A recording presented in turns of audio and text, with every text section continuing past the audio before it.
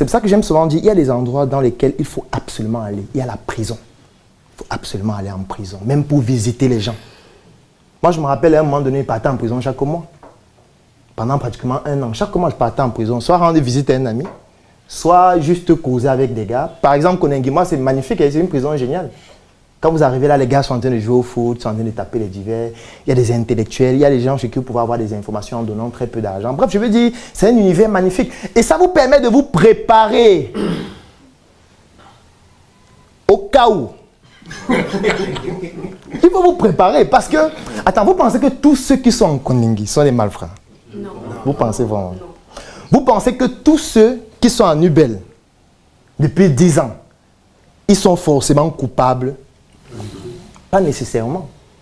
Moi, je connais des gens qui sont en prison et qui fondamentalement n'ont rien fait. Fondamentalement, ils sont là pour rien. Mais ils sont là depuis 5 ans, depuis 6 ans, depuis 7 ans. Et chaque fois que quelqu'un vient, il leur raconte leur histoire. Que vraiment, moi, voilà, il y a ma 7e année, voilà ma 8e année, voilà ma 9e année. On ne m'a pas encore jugé. Je ne suis pas encore allé au tribunal pour causer avec quelqu'un, pour au moins expliquer mon problème. Donc, on m'a d'abord gardé là en attendant. Depuis 7 ans. Depuis 9 ans. Quand vous suivez ça, et vous resuivez son histoire, vous voyez que vous n'êtes pas totalement différent de lui. Et qu'à tout moment, vous pouvez être couché chez vous. Et puis votre histoire commence. Votre histoire. Moi, la première fois que j'ai dormi en cellule, j'étais couché chez moi à 21h. Et à 23h, j'étais en train de dormir en cellule. J'étais en train de dormir en cellule. Et tu es couché chez toi, les gens viennent. Ils disent que tu dors quoi? Tapons les divers. Vous tapez les divers.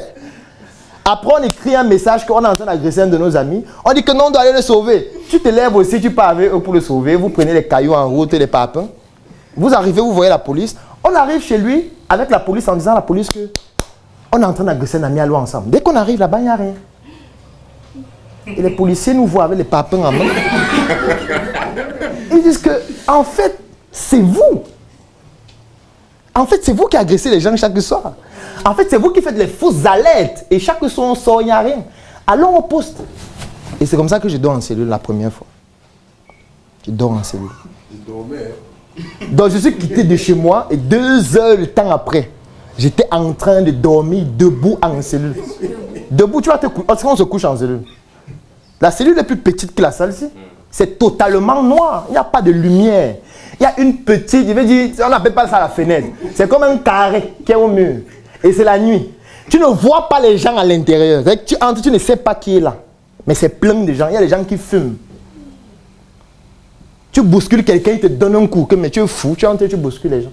En fait, c'est terrible. Est-ce que j'étais fautif? Moi, j'étais couché, je dormais. Jésus aurait pu me sauver. Il aurait pu dire, n'y va pas. Mais il n'a pas réussi. Ça veut dire qu'il n'a pas pu me protéger à ce moment donné. C'est pour ça qu'à un moment, il dit que merci, monsieur, comment il peut laisser un innocent dormir en cellule? Pourquoi? S'il te plaît, est-ce que tu peux mettre la clim? Pourquoi tu peux laisser un innocent dormir en cellule? Moi, j'étais un innocent à cette époque. Et c'est arrivé plusieurs fois après. C'est-à-dire des cas de figure où tu es là couché chez toi, on te fait une convocation, quelques heures après, tu es à la PJ, et tu ne sais pas ce qui est en train de se passer, mais tu ne contrôles plus rien. C'est pour ça que je dis souvent, il faut être en prison régulièrement pour rendre visite aux gens. Je ne dis pas qu'il faut faire les dons. Pour moi, je suis contre les dons. Il faut y aller pour comprendre ce qui se passe. Pour voir comment l'univers carcéral fonctionne. Un autre endroit, il faut être, c'est à l'hôpital. Il faut aller à l'hôpital pour voir comment il y a des gens qui meurent parce que n'ayant pas 5 000 francs, n'ayant pas 10 000 francs. Comment il y a des enfants qui meurent chaque soir pour rien. Si tu as aimé cette vidéo, alors tu vas adorer mon coffret VIP. Le coffret VIP, c'est 200 heures de vidéos, 17 formations pour te permettre de plonger en immersion dans l'univers entrepreneurial et développer tes performances.